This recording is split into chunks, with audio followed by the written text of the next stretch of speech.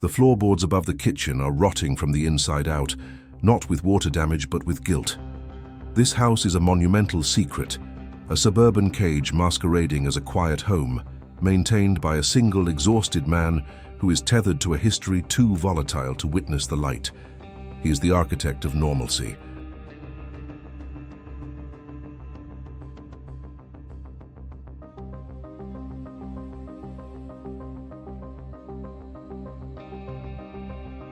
Every routine, the calculated silence of the washing machine, the precise time the porch light clicks off, the measured consumption of food is a performance built to protect a profound, heavy truth that sleeps 6 feet below the foundation.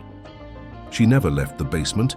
It was never meant as cruelty but necessity, a desperate act to contain a consequence that would shatter the world above. Now, years later, the silence she maintains is the only thing preserving his perfect facade. He lives above the lie, breathing the stale air of shared imprisonment. He navigates a career, manages fleeting human connection, all while the immense weight of his responsibility presses down on his shoulders like subterranean concrete. He is the sole warden of her twilight existence, yet the isolation is mutual. Though he walks under the sun, his freedom is an illusion. His reality is eternally bound to the lock he sealed years ago.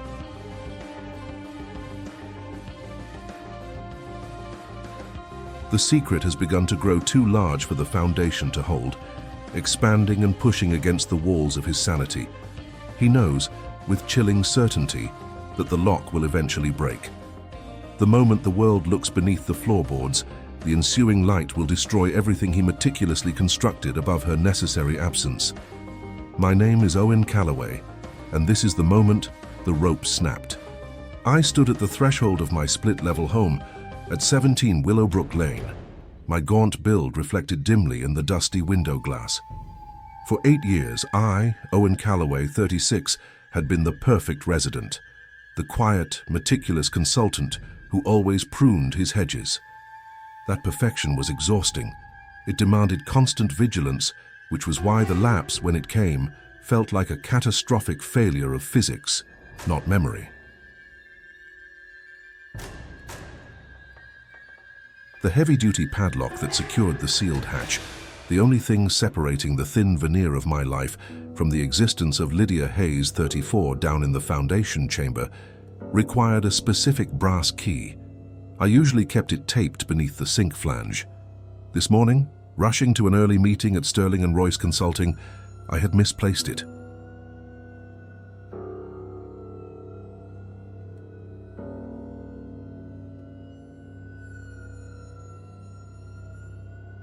I found it finally resting on the kitchen counter, half hidden beneath Owen's shopping list, which detailed the necessities of my upstairs life, artisanal coffee and organic kale.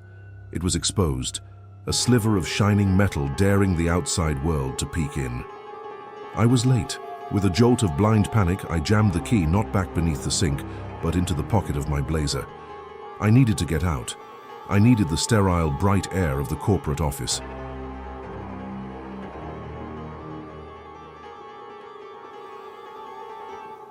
"15 minutes later, I was pulling out of the driveway when Wallace Wally Jenkins, 60, rounded the corner with his terrier. Wally was retired, which meant he spent his life monitoring the perceived irregularities of the neighborhood. He waved with intrusive enthusiasm. "Morning, Owen. Lovely day for it, eh? Say, I noticed a funny smell yesterday, down around your foundation. Kind of wet?" My stomach seized.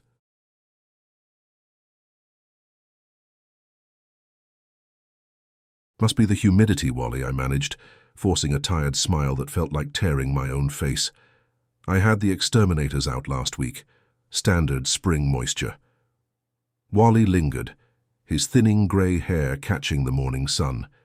He didn't look convinced, but he let me drive away.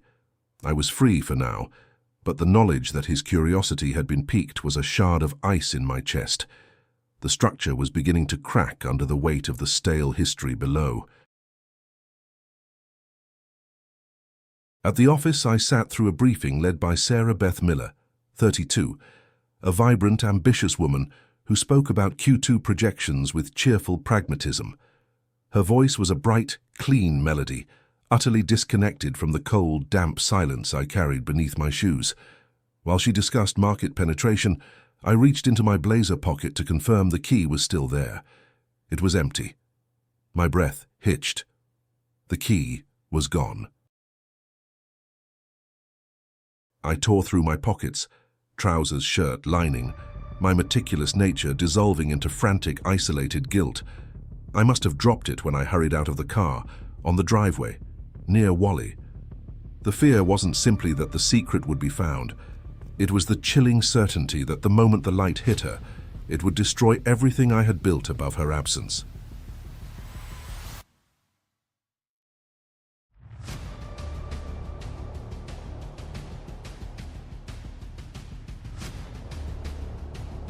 I thought of Lydia Hayes, 34, her volatility amplified by years of perpetual twilight, and the unimaginable chaos that would ensue if she were suddenly released.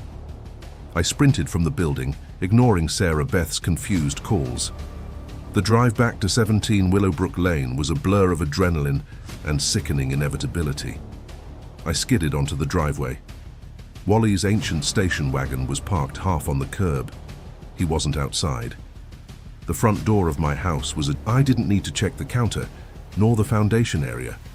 The air was thick with a new sound, one that had been absent for nearly 8 years, the metallic shriek of the heavy-duty padlock being ripped from the sealed hatch.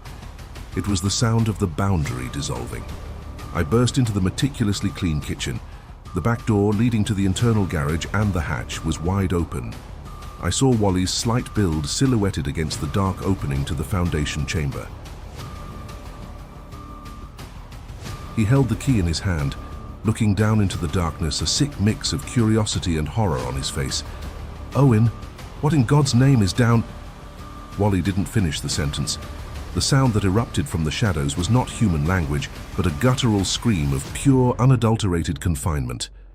Then came the movement, a flash of pale complexion emerging from the concrete stairwell, reaching for the light Wally's flashlight provided.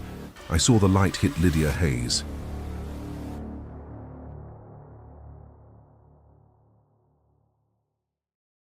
It wasn't a gentle dawn.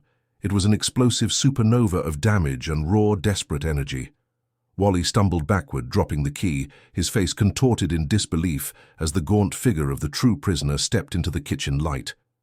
The secret was no longer mine to keep, and as the chaos unfolded, I knew I was finally free of the lie, free because the entire fragile structure of my sanity and my life had just collapsed. I watched the darkness disgorge her.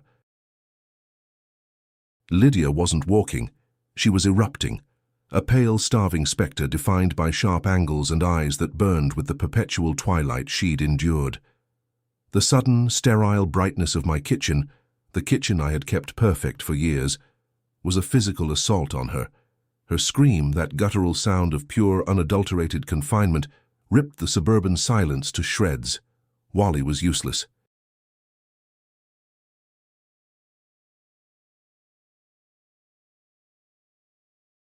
He didn't move fast enough, merely stumbling back, tripping over the dropped padlock, his gaze locked on the thing that should not exist. He looked less like an intruder and more like a sacrificial lamb caught gazing into the forbidden. "Lydia," I whispered, the name tasting like ash after years of silence. But she didn't hear me, or she didn't care. Wally, with his inquisitive face and his fatal key, was the closest, easiest. He was the symbol of the outside world, the curious eye that demands explanations and justice. She moved with a terrifying, unnatural speed, fueled by years of stagnant energy and starvation. She launched herself across the concrete threshold. The air was instantaneously thick with the stale, metallic scent of damp foundation and old, trapped air. The change was overwhelming. The two realities, my facade and her truth, colliding violently in my meticulously clean space. Wally raised his hands, a pathetic civilian defense against a force of nature. "Wait, miss, She didn't wait. The ensuing sound was a sickening, wet crunch, followed by Wally's breathless gurgle as he hit the linoleum. He was too slight, too frail to withstand her desperate momentum. The key, which he still clutched, flew across the floor, skidding beneath the refrigerator. The focus of my life, the meticulous maintenance of the lie, had been to prevent this singular, catastrophic moment. Now the proof lay shattered on my kitchen floor, and the catalyst of that destruction stood breathing heavily, blinking against the harsh light, trying to map the world that had been denied to her. I should have acted. I should have tried to restrain her, called for help, or simply run. But I was paralyzed, mesmerized by the collapse. She looked up at me then, her features warped by 8 years of shadow and the blinding white light. I saw recognition, but it was poisoned by profound hatred and the crushing weight of mutual isolation.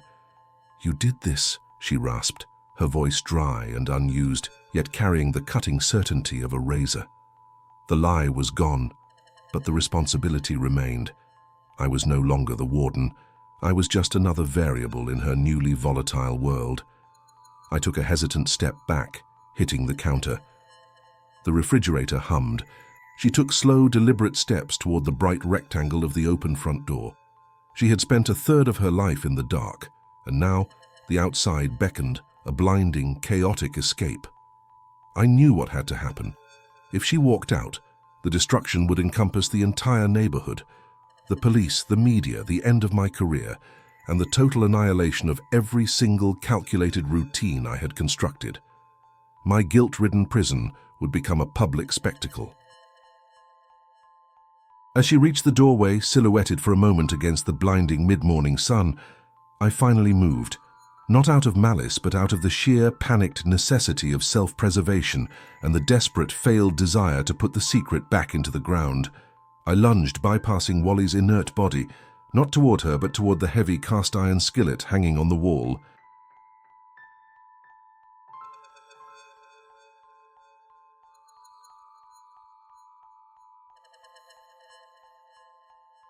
I swung blindly, guided by 8 years of suppressed guilt and the terrifying certainty that she could never be allowed to step back into the sun.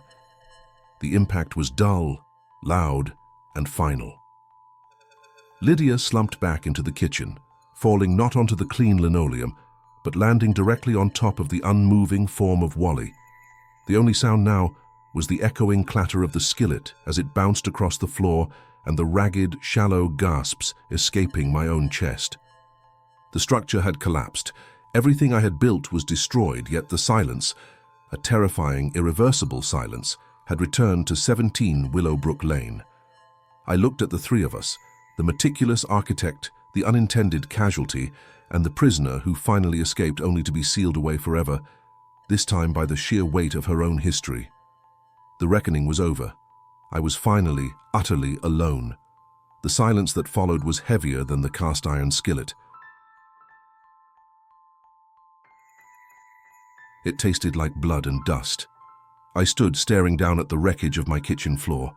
Lydia lay sprawled across Wally, their bodies forming a grotesque pale tableau under the uncompromising fluorescent light I had worked so hard to maintain. My meticulous performance was over. The stage was drenched. I reached out, my hand trembling, and pushed the open front door shut.